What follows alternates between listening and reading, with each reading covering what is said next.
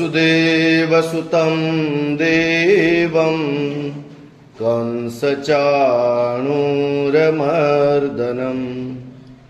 देवकी परमानन्दं कृष्णं वन्दे जगद्गुरुम्। गुरुर्ब्रह्मा गुरुर्विष्णुः गुरुर्देवो महेश्वरः गुरुर्साक्षात् परब्रह्म तस्मै श्री गुरवे नमः।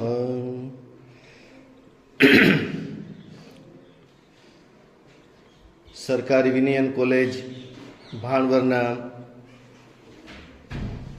શું કે આયોજક સ્વરૂપે આ કાર્યક્રમનું આયોજન થયું છે, ત્યારે આદરણીય મામલતદાર સાહેબ ગઢવી સાહેબનું, જોશીભાઈ, અશોકભાઈ, ઘોડિયાતરભાઈ અને અન્ય જે આપ સૌને શિક્ષણની અંદર સેવારત છે એવા બહેનોનું ભાવ ભરેલું ગીતાજીના માધ્યમથી બધાનું જીવન ખૂબ જ સુંદર બને એવી પ્રભુ પ્રાર્થના. એકબીજાનું આપણે સ્વાગત કરીએ, એકબીજાને આદર આપીએ. આ બધું શા માટે? તો ગીતાજીની અંદર ભગવાન કહે છે કે પરસ્પરમ ભાવયંતઃ શ્રેય પરમ વાપ્સ્યથ. આપણે આપણને એકબીજાને જો માન નહીં આપીએ તો કેમ ચાલશે? એટલે આપે તો આપની પરંપરા મુજબ અમારું સ્વાગત કર્યું. હવે હું વાણી દ્વારા આપના હૃદયમાં બેઠેલા ભગવાનનું સ્વાગત કરું છું. હું વાત કરીશ કે ગીતાજીની અંદર ભગવાન કહે છે કે માસાના માર્ગ શીર્ષોહમ, જે 12 મહિનાઓ છે ને આપણા કારતક, માક્ષર વગેરે, એમાં ભગવાન કહે છે કે માક્ષર મહિનો એ મારું સ્વરૂપ છે. એટલે અત્યારે પવિત્ર માક્ષર મહિનો ચાલી રહ્યો છે. બીજું કે દીકરીઓએ કોલેજની અંદર જ ઉગેલા ફૂલો એકઠા કર્યા અને પુષ્પગુચ્છ બનાવ્યો. તો ગીતાજીની અંદર ભગવાન કહે છે કે ઋતુનામ કુસુમા કરહ, બધી જ ઋતુઓની અંદર હું કુસુમસ્ય આ કરહ, એટલે કે જે પુષ્પોનું ઘર છે એ વસંત ઋતુ હું છું.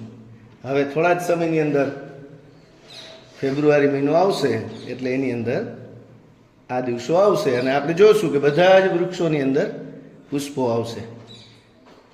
આખો વરસ ખાખરો છે એ કોરો હોય, પણ કારતક માક્ષર આવે એટલે એની અંદર કેસુડા ફૂટે. શું કામ? તો કે એ ઋતુ સાક્ષાત ભગવાનનું સ્વરૂપ છે. તો આવી ઘણી જ બધી વાતો ગીતાજીમાં બતાવેલી છે. આપણે આધુનિક યુગમાં જ્યારે ગીતાજીનો શું ઉપાદેયતા છે, એની શું ઉપયોગિતા છે, એની વાત કરવા આપણે બેઠા છીએ, ત્યારે ખાસ કરીને કોલેજની અંદર જે પહોંચી ગયેલા છે એવા ભાઈઓ અને બહેનો, એના માટે હું વાત કરું છું કે મહાભારત આપ સૌ જાણો છો કે એ સંગ્રામ એ કોઈ સામાન્ય યુદ્ધ નહોતું. લાખો યોદ્ધાઓ સામસામે ઊભા હતા, 18 અક્ષોહિણી સેનાઓ ઊભી છે અને એની અંદર સગા સંબંધીઓની સાથે લડવાનું છે. મોટે ભાગે એવું થાય કે લડવાનું બીજા હાર હોય ત્યારે તો આપણે પહોંચી જાય, પણ આપણાને આપણા સામે ઊભા હોય ત્યારે એની સાથે યુદ્ધ કેવી રીતે કરવું? તમને એમ કોઈ કહે કે તમારા દાદાને તમે ઝાપટ મારો તો એ શક્ય બને? આપણાથી કેમ કરી શકાય?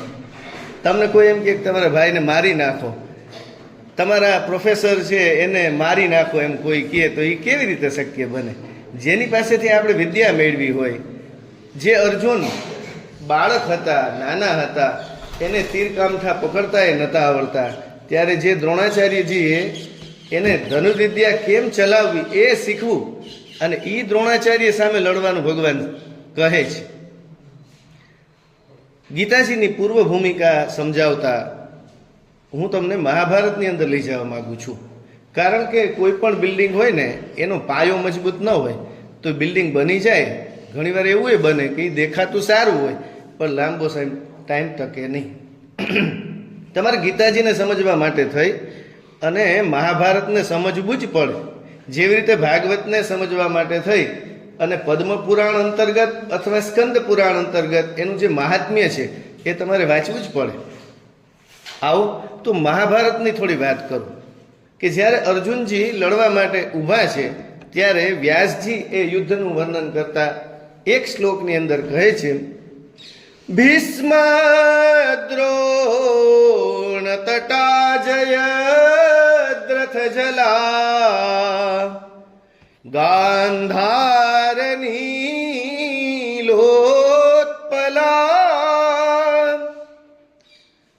અશ્વત્થામ વિકર્ણ ઘોર મકરા દુર્યોધનાવર્તિની સોત્તીર્ણા ખલુ પાંડવૈરણ નદી કૈવર્તક કેશવ. જ્યારે મોટો સમુદ્ર તરવાનો હોય ત્યારે નાની નાવડી ન ચાલે, ત્યારે મોટું જહાજ જોઈએ. આપણી પાસે મોટું શીપ હોય, મોટું જહાજ હોય, પણ એને ચલાવવા વાળો કેપ્ટન ન હોય, એને ચલાવવા વાળો કોઈ સારો ડ્રાઈવર ન હોય, તો આપણે દરિયો કેમ પાર કરીએ? એટલે આ સંસાર છે એ સમુદ્ર છે, અને સમુદ્રને તરવા માટે થઈ અને બિગ નાવની જરૂર છે. સારી નાવ તો હોય જ, પણ સાથે જો કોઈ યોગ્ય ગુરુ ન હોય તો એ વાહન ચાલી શકે નહીં. એટલે અવડા મોટા રણ સમુદ્રને તરવા માટે થઈ અને ગીતાજી રૂપી નાવ ભગવાન અર્જુનને આપ્યા, અને ચલાવવાવાળા, સમજાવવાવાળા સાક્ષાત શ્રી કૃષ્ણ છે. કૈવર્તક કેશવ, કેશવ કૈવર્તક. અહીંયા કેવટનું કામ ભગવાને રણ સમુદ્રની અંદર કર્યું છે.